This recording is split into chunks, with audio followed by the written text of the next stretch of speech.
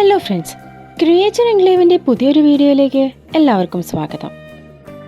ഇന്ന് നമ്മൾ പരിചയപ്പെടാൻ പോകുന്നത് ലോകത്തിലെ ഏറ്റവും വർണ്ണശോഭയുള്ള എന്നാൽ ശ്രദ്ധാപൂർവം കൈകാര്യം ചെയ്യേണ്ട ജീവിയെയാണ്.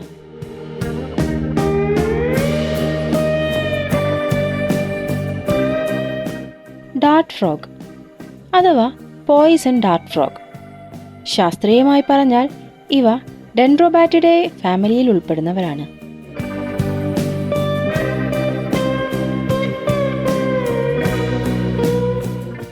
ഇവയുടെ ഏറ്റവും വലിയ പ്രത്യേകത അതിൻ്റെ തിളങ്ങുന്ന നിറങ്ങളാണ്. Yellow, red, blue, green, orange തുടങ്ങി പല കളർ പാറ്റേൺസിൽ ഇവയെ കാണാം.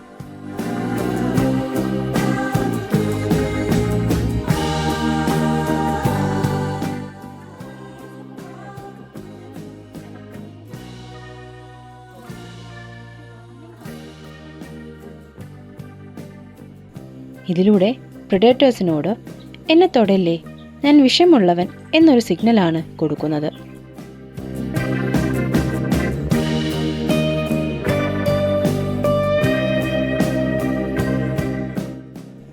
പോയിസൺ ഡാർട്ട് ഫ്രോഗ് എന്ന പേര് കിട്ടിയത് അവരുടെ ചരിത്രത്തിലെ ഒരു വിചിത്രമായ ഉപയോഗത്താലാണ്.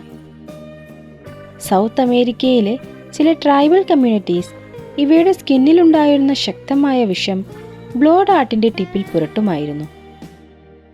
ഈ ഡാർട്ട്സ് ചെറു ജീവികളെ വേട്ടയാടാൻ ഉപയോഗിച്ചു.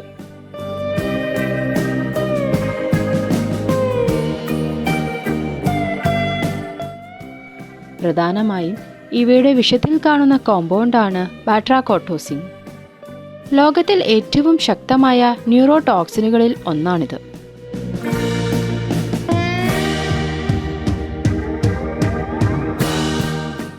ചില സ്പീഷീസുകളുടെ വിഷം അത്രയും ശക്തമാണ്.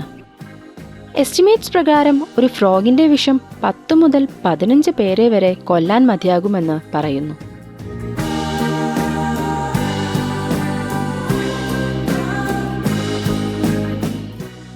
എന്നാൽ ഒരു പ്രധാന കാര്യം, വൈൽഡ് ഡാർട്ട് ഫ്രോഗ്സിലാണ് വിഷം ശക്തമായി കാണപ്പെടുന്നത്. കാരണം ഇവ ഭക്ഷിക്കുന്ന പ്രത്യേക ആൻസ്, മൈറ്റ്സ്, ബീഡിൽസ് മുതലായവയിൽ നിന്നാണ് ഡയറ്റ് ബേസ്ഡ് ആൽക്കലോയിഡ്സ് ലഭിക്കുന്നത്.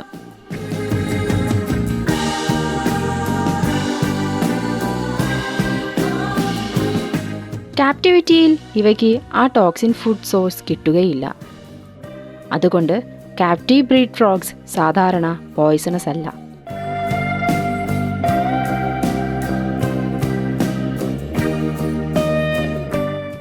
ഇവയുടെ സൈസ് വളരെ ചെറുതാണ്. ഇവയ്ക്ക് വെറും 1.5 സെന്റിമീറ്റർ മുതൽ 6 സെന്റിമീറ്റർ വരെ മാത്രമേ നീളമുണ്ടാവുകയുള്ളൂ.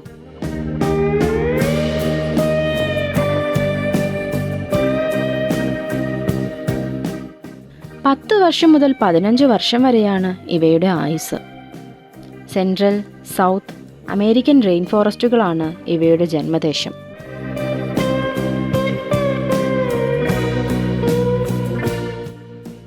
Golden poison dart frog, bicolor poison frog, ഒറോട്ടേനിയ, dyeing poison frog, strawberry poison frog, reticulated poison frog, imitator poison frog, green and black poison frog, bumblebee poison frog, splash backed poison frog തുടങ്ങിയവയാണ് പ്രധാനപ്പെട്ട Dart Poisson frog സ്പീഷീസുകൾ.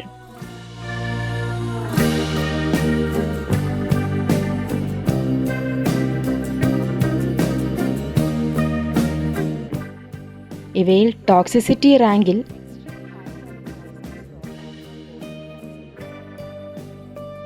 കാടുകളിൽ ഇവ വളരെ toxic ആണെങ്കിലും ക്യാപ്റ്റിവിറ്റിയിൽ വളർത്തുന്ന frogs safe companions ആണ്.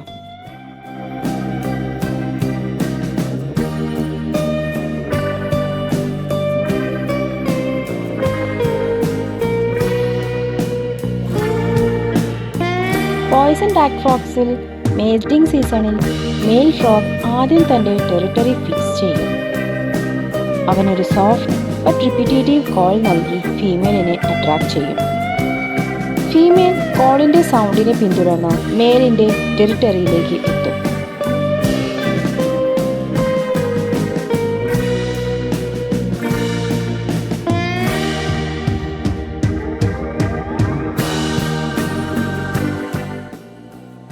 അവിടെ mail frog കൗട്ട്ഷിപ്പ് dance പോലെ സ്മോൾ മൂവ്മെൻറ്റ്സ്, ജെൻറ്റിൽ ടച്ചസ് എന്നിവ നടത്തും. അതുവഴി ഫീമെയിൽ ഫ്രോഗിന് നീ എഗ് ഇവിടെ ഇടൂ എന്ന സിഗ്നൽ നൽകും.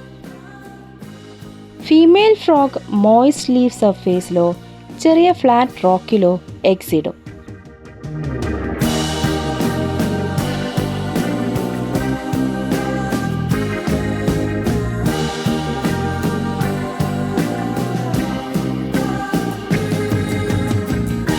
എഗ്സ് ഇടുന്ന സമയത്ത് മെയിൽ ഫ്രോഗ് ഫെർട്ടിലൈസേഷൻ നടത്തും.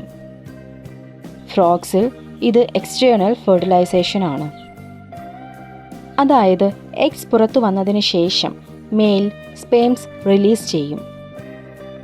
പിന്നെ മെയിൽ സാധാരണയായി എഗ്സിൻ്റെ കെയർ എടുത്ത് അവയെ മോയിസ്റ്റായി സൂക്ഷിക്കും.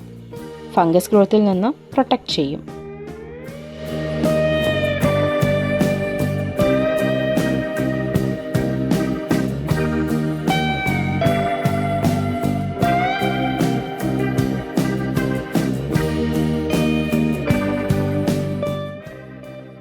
ചില സ്പീഷീസുകളിൽ ഫീമെയിലും ഈ കെയറിൽ പങ്കെടുക്കും.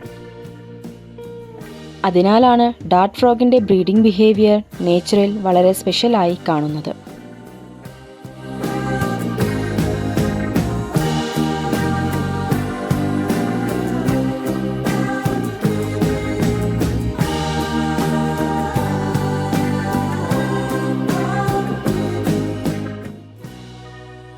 എഗ്സ് ലേ ചെയ്തതിനു ശേഷം 10 മുതൽ 14 ദിവസത്തിനുള്ളിൽ ടാഡ്പോൾസ് പുറത്തുവരും. മെയിൽ ഫ്രോഗ്സ് പലപ്പോഴും അവയെ തൻ്റെ ബാക്കിലൊട്ടിച്ച് ചെറിയ വെള്ളക്കുളങ്ങളിലോ പ്ലാന്റ് ലീഫുകളുടെ കണ്ടലുകളിലേക്കോ കൊണ്ടുപോകും. അവിടെ അവ മെറ്റാമോർഫോസിസ് അണ്ടർഗോ ചെയ്യും. അതായത് ടാഡ്പോളിൽ നിന്ന് ഫുൾ ഫ്രോഗായി മാറുന്ന പ്രോസസ്സ്. സ്പീഷീസിനും എൻവയറമെൻ്റൽ കണ്ടീഷനും അനുസരിച്ച് ഈ മെറ്റാമോർഫോസിസ് ആഴ്ചകളിൽ നിന്ന് മാസങ്ങൾ വരെ എടുത്തേക്കാം.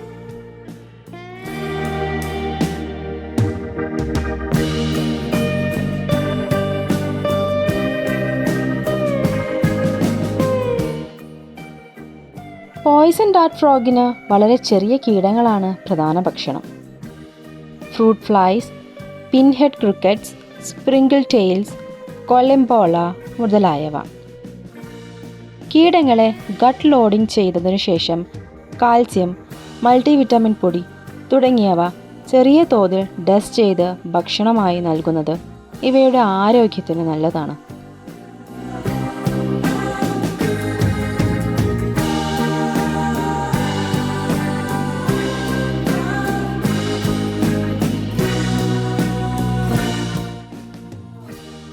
കൈറ്റിഡ് ഫംഗസ് ലോകമെമ്പാടുമുള്ള പല ആംഫിബിയസിനെയും ജീവന് ഭീഷണിയായ ഫംഗസ് ആണ്. അതിനാൽ തന്നെ ഇവയുടെ ഹൈജീൻ ഉറപ്പാക്കണം. വ്യത്യസ്ത കളക്ഷനിലുള്ള ഫ്രോഗ്സ് തമ്മിൽ ശുദ്ധീകരിക്കാത്ത എക്യുപ്മെൻറ്റ്സ് ഷെയർ ചെയ്യരുത്.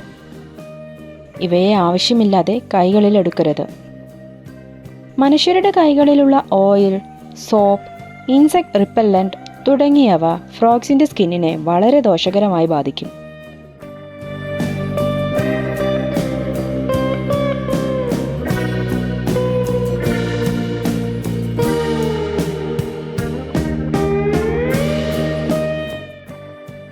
ഇവയുടെ ചർമ്മം വളരെ സെൻസിറ്റീവ് ആയതിനാൽ ചെറിയ രാസപദാർത്ഥങ്ങൾക്ക് പോലും ഇവയെ ഇറിറ്റേറ്റ് ചെയ്യാനോ ഹെൽത്ത് പ്രോബ്ലംസ് ഉണ്ടാക്കാനോ സാധിക്കും. ക്യാപ്റ്റീവ് ബ്രീഡിലാണെങ്കിൽ പോലും മനുഷ്യരുടെ കയ്യിൽ നിന്ന് ബാക്ടീരിയ, ഫംഗസ് തുടങ്ങിയവ ഇവയുടെ ശരീരത്തിലേക്ക് പകരാൻ സാധ്യതയുണ്ട്. ഹാൻഡ്ലിംഗ് ആവശ്യമെങ്കിൽ കൈകൾ നല്ലതുപോലെ കഴുകി വൃത്തിയായി നനവുള്ള ഗ്ലൗസ് ധരിക്കുക.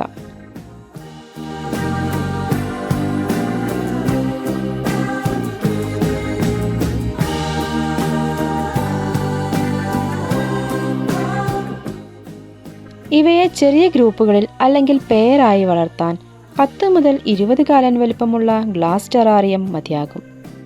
കൊക്കോപീറ്റ്, സ്പഗ്നം മോസ്, ലീഫ് ലിറ്റർ എന്നിവയുടെ മിക്സ് ഫ്ലോറിങ്ങിനായി ഉപയോഗിക്കാം. താഴെയായി ഡ്രെയിനേജ് ലെയർ അല്ലെങ്കിൽ ക്ലേ ബോൾസ് ഉണ്ടാകണം. അതിലൂടെ വാട്ടർ ലോഗിംഗ് ഒഴിവാക്കാം. കാരണം വെള്ളം അടിഞ്ഞുകൂടുന്നത് പ്ലാന്റുകളുടെ റൂട്ട്സിനും ഫ്രോഗ്സിനും ദോഷം ചെയ്യും.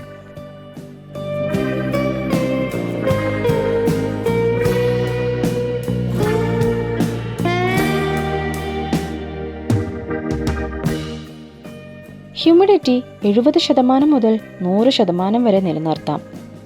സ്പീഷീസിനനുസരിച്ച് ഹ്യൂമിഡിറ്റിയിൽ വ്യത്യാസം വരാം. പ്രതിദിനം 2 അല്ലെങ്കിൽ 3 തവണ മിസ്റ്റിംഗ് ചെയ്യുക. ഹ്യൂമിഡിറ്റി ശരിയാണോ എന്നുറപ്പാക്കാൻ ഹൈഗ്രോമീറ്റർ ഉപയോഗിക്കാം.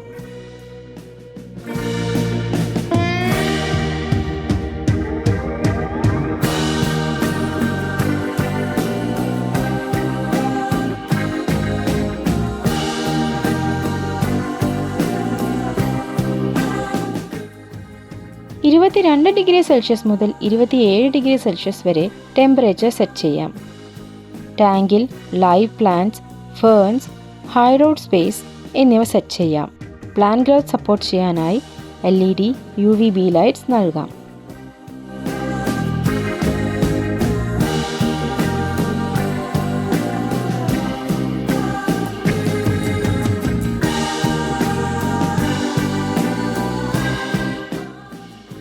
പോയ്സൺ ഡാർട്ട് ഫ്രോഗ് ഇന്ത്യയിൽ എക്സോട്ടിക് പെറ്റ് കാറ്റഗറിയിൽ വരുന്നു. അതിനാൽ ഇന്ത്യയിൽ ഇവയെ വളർത്തണമെങ്കിൽ രജിസ്ട്രേഷനും അനുമതിയും നിർബന്ധമാണ്. രേഖകളില്ലാതെ ഇവയെ വളർത്തുന്നത് നിയമലംഘനമാണ്. കാഴ്ചയിൽ ചെറിയ ജീവികളായിരുന്നിട്ട് പോലും അത്ഭുതകരമായ നിറങ്ങളും രക്ഷാകർതൃ സ്വഭാവവും പ്രകടിപ്പിക്കുന്ന ജീവികളാണ് പോയ്സൺ ഡാർട്ട് ഫ്രോഗ്സ്.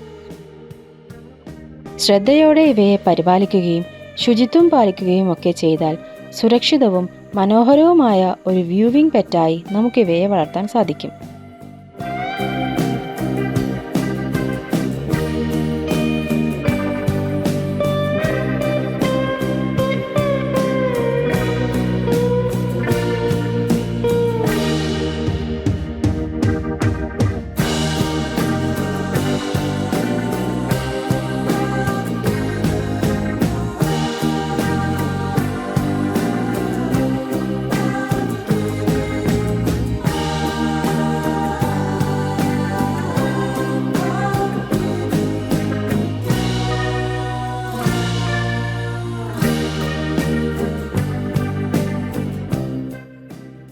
ഇനിയും ഇത്തരത്തിലുള്ള എക്സോട്ടിക് പെറ്റ്സിനെ കുറിച്ച് കൂടുതൽ അറിയാനായി ക്രിയേച്ചർ എൻക്ലേവ് എന്ന ഞങ്ങളുടെ ചാനൽ ഫോളോ ചെയ്യൂ.